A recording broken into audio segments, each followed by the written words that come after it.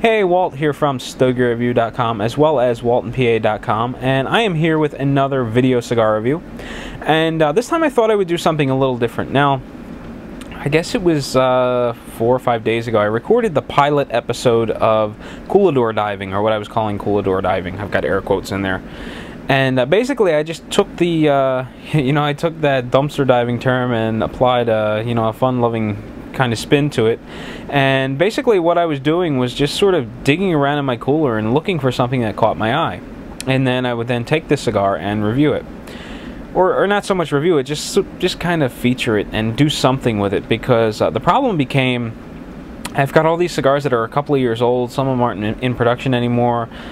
Some of them are just difficult to find, and it's really hard to match what I've got to what our viewers can purchase or find or pull out of their collection.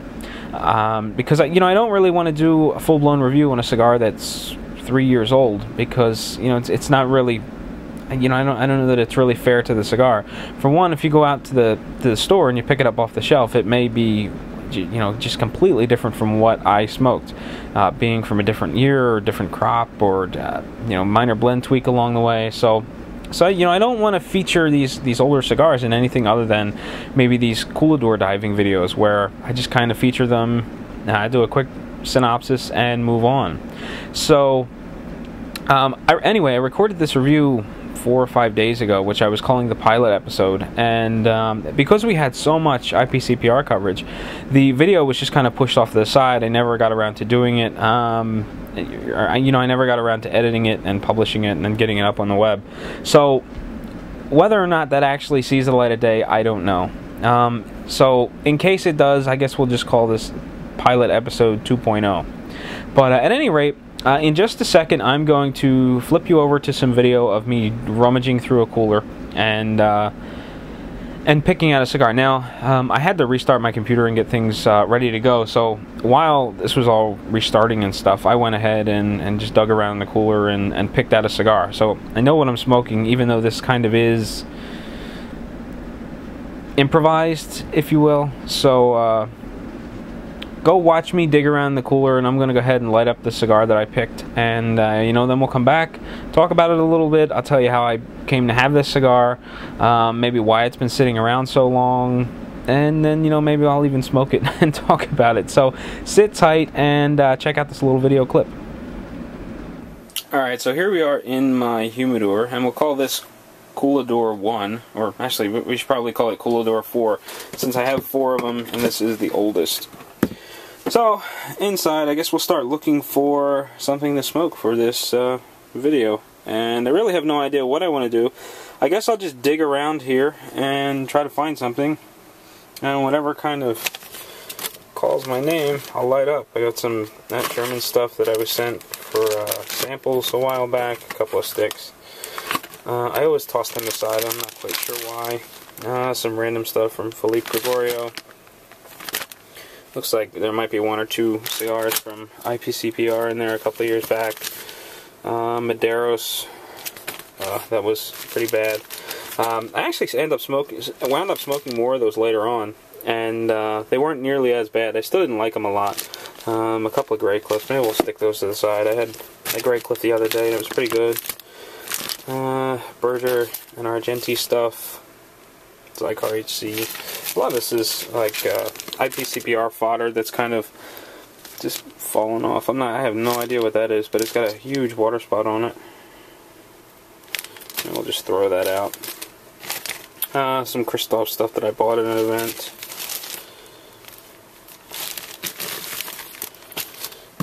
A little Flor Dominicana. It's probably a little early for that. A little more Flor Dominicana stuff.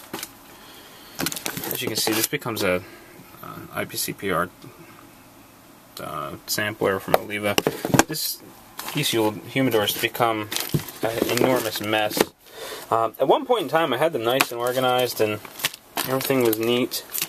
And then more crap got thrown on top of it, and more and more and more. And next thing you know, I wind up with this just disorganized mass of cigars, which I have to kind of fiddle with to make sure everything fits. Some Cigar HC stuff, an old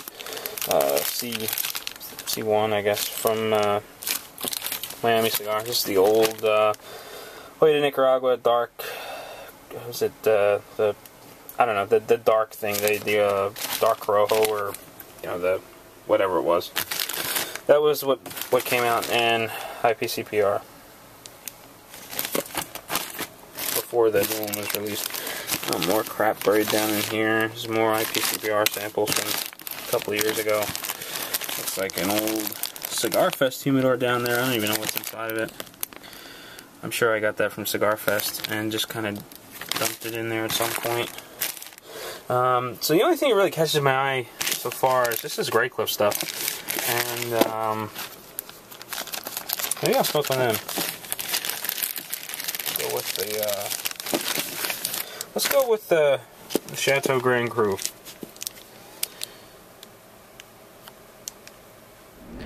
Well, now that you saw my Blair Witch Coolador project video with the shaky camera and just the mess, you know that I've decided to go with the Graycliff Grand Cru, and this cigar is a couple years old. I can't remember whether I got it at IPCPR last year or the year before. I definitely got them in New Orleans, and I got them when I was in the booth with Brian Hewitt. And I just remember them putting together a little sampler for us, and then handing each, Brian and I, one of these little samplers that had like 4 or 5 cigars in it. And the reason I'm thinking it was 2 years ago was because I think Jerry wound up leaving early, and it was just Brian and I covering the floor at that point in time in the trade show. So I'm pretty sure that this is a couple of years old. A lot of the Graycliff stuff I tend to shy away from, and I'm not quite sure why. I mean, I've heard a lot of good things about the brand, especially from Brian. I mean, aside from that really bad beetle, you know, outbreak that he had with Graycliff stuff, he's had a lot of nice things to say about the line. And me, on the other hand, I really just haven't smoked much of it. I'm very inexperienced with the Graycliff line in general. I mean, when you show up at the IPCPR convention and you've got this big giant Graycliff booth with these like glass mirror beads hanging from the ceiling, and everyone's wearing like these retro shiny 70s shirts, and you know, they've got the retro furniture, and it's just kind of weird. It's really not my thing. The bands are always so colorful and just kind of extravagant, and you know, that they've never really drawn me in. And it wasn't until the other day I smoked this cigar the other day. I got 2 of them for whatever reason, and I think I said on Facebook or Twitter or something that you know, normally I would never admit to liking something this purple, but the cigar's turning out to be really nice. And that was the first Graycliff experience I've had in probably a year or so. And you know, after trying the Chataeu Grand Cru, I smoked another one of the Graycliffs, and then I think I may have even had one more from that sampler. And then as I was digging around for this video, when I saw the Graycliff bag, you know, it just kind of was like, hey, you know, those other ones that you had were pretty good. Maybe we'll smoke another one of those Graycliffs. So, you know, in the back of my mind, I knew I was going to like it, so it wasn't a total surprise when I pulled it out of the bag. Sometimes they're good, sometimes they're awful. And so far, this one's doing pretty well. It's burning really nice.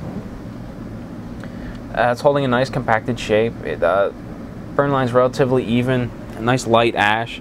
The smoke volume is very nice. It's fairly dense. It coats the palate well. It's probably medium body. The finish is sort of middle of the road. It's not creamy, but it's not dry either. And the smoke volume's good.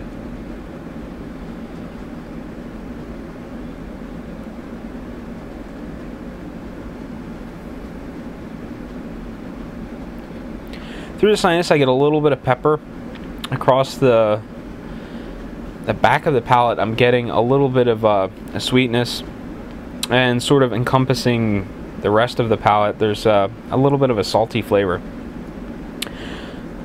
It's kind of interesting. It's off to a slow start, which is kind of typical from the last one I had. The last purple one, the Grand Cru, started off fairly slow, and then by probably toward the end of the first third, it really ramped up, and the flavors were popping, and I really enjoyed it. So I probably have a little way to go yet before the flavor turns on or really, you know, kicks into high gear. Again, if this is anything like the first one that I had. So I want to keep these videos relatively short, or try to anyway. And with that said, I'm not going to ramble on anymore. So I'm going to cut the camera off. I'll be back at some point, you know, maybe at the halfway point, maybe at the end, and just sort of wrap things up. Maybe I'll do that. Maybe I'll come back at the end, wrap up my opinion of the cigar, and then let you be on your way. Just to keep these things nice and condensed and, you know, kind of fun, maybe. Another thing with these videos, you know what, we'll do that at the end. So sit tight, I'll be back in just a second, and we'll take a look at the overall view of the Graycliff Grand Cru.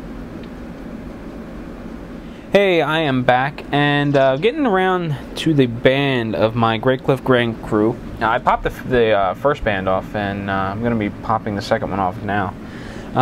You know, this cigar's been burning really well. I haven't had to touch it up or anything. I did have like 4 chunks of ash fall on my shirt, and most of them are still intact in the ashtray. I just kind of picked them up, tossed them in the ashtray, and they look to be about 3/4 of an inch long. So not a really strong ash, kind of unpredictable, because had I saw the ash, you know, getting weaker, obviously I would have knocked it off over the ashtray and not have it wind up all over my shirt. But you know, aside from that, it's burning really well. Smoke volume's good. Smoke is nice and dense. It coats the palate well. Still in the medium range. The finish is leaning a little more towards creamy at this point. And it's easy through the sinus, and it's actually relatively easy across the palate too. I don't feel kind of battered and weary. You know, some cigars have a tendency to really beat up your palate. This cigar, I'm not having that. I'm not experiencing that at all. And you know, I could probably smoke a couple of these throughout the day and not feel, you know, weary or anything. Not that I would want to smoke, you know, several of these throughout the day, but I could if I wanted to. You know, cigars like. Just off the top of my head, maybe like the Studio Tobacco Donkey Punch. That one, you know, I probably couldn't smoke 2 or 3 of those throughout the course of a day because they're really hard on the palate. This one, on the other hand, is pretty easy going. I could certainly see this as being a cigar that someone fairly new to the cigars would be fond of, just because of how easy it is on the palate. Now, again, I don't know whether that's because that's just the way the cigar was built, or if that's the result of sitting in my cooler for a couple of years. And that's another reason why I'm not really sure about these particular reviews, because this may not be what you're going to get when you pick one off of the store shelves. In terms of flavor, I'm still getting a little bit of a salty, kind of just a saltiness across the tongue. A little bit of sweetness. It's toned down quite a bit since earlier on, or since when I first lit the cigar. And I'm getting a bit of a woody flavor.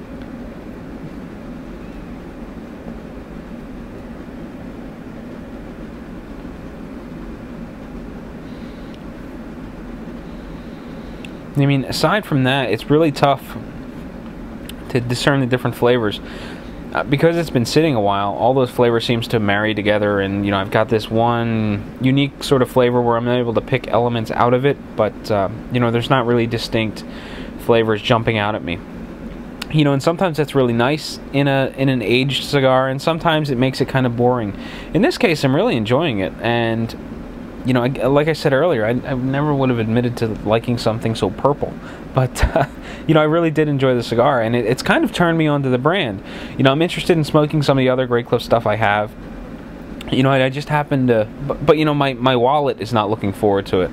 When I met Corey and my father over at Sir Stogie's yesterday. We were going to do a little impromptu herf, and so we get down there, and I'm walking around the humidor. I was the first one there, and there's a box of Graycliff down on one of the lower shelves, and it's a few different Graycliff varieties in this one box. I don't know whether they come that way or that just happened to, he just sort of pulled them in the same box, but the cigars were inside of colored boxes, and there was a pink one. I think there might have been a blue one. And I just sort of glanced down there, and I saw the double-digit price tag, and I was just like, "Whoa! Well, I'll stick to smoking what I have at home before I start reaching for, $12 and $14, $16 cigars or whatever they were." So Graycliffs tend to be pricey. There is a variety for Cigars International, which is very affordable. I've never tried them. I should probably look into it, although I don't like to buy a lot of stuff from Cigars International. Not that there's anything wrong with Cigars International, but the last couple of orders I placed, and when they came in really wet, and they took weeks to settle into that 65 relative humidity environment that I like. And before they reached there, you know, I just had all kinds of burn problems. So I tend to shy away from the big box stores. I mean, I kind of like Famous. Every time I order something from Cigar Monster, they come in and they smoke really well. I haven't had any problems there. But my go-to guy, although he isn't as inexpensive as Cigars International, is Mike from Buckhead, because you know, he really takes care of his customers, and you know, I'm proud to say that I order my stuff from Buckhead when I need it. So you know, now that little rant is out of the way, or that little side jaunt is out of the way, that's pretty much going to do it for this Humidor diving video. I'm not quite sure where I'm going to go with these, or if I'm even going to continue. I guess it all depends on whether or not you like this video. In the event, you know, when you watch that clip of me digging through my humidor, if you see something in there you would like me to light up and try, you know, just leave a comment or something, and I'll see if I can get to it at some point in one of these videos, or, you know, figure something out. And also tell me what you want to see from these. You know, do you want a full-blown review of an aged cigar, or, you know, do you want just something down and dirty, quick and easy, you know, just because it's something that you're probably not going to be able to get unless you just happen to have one, or you go out and buy a new one and you sit on it for 2 or 3 years, and then you rewatch this video just to, you know, and just to see if my review is on point. But so that's going to close it out for the video. Thanks for watching and all that good stuff. So until next time, happy smoking, and I will catch you later.